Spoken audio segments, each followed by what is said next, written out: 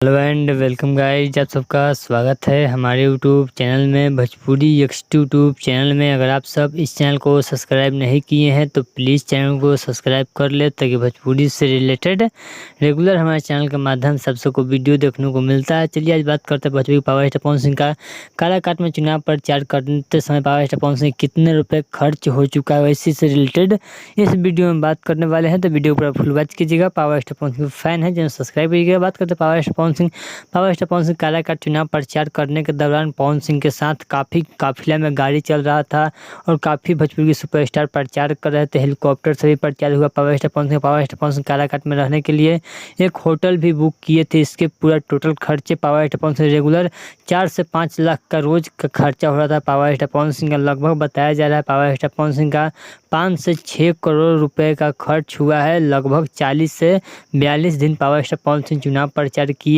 उसके दौरान power star Pawan Singh ने गाना किए, न स्टेज शो किए, न फिल्म शूटिंग किए।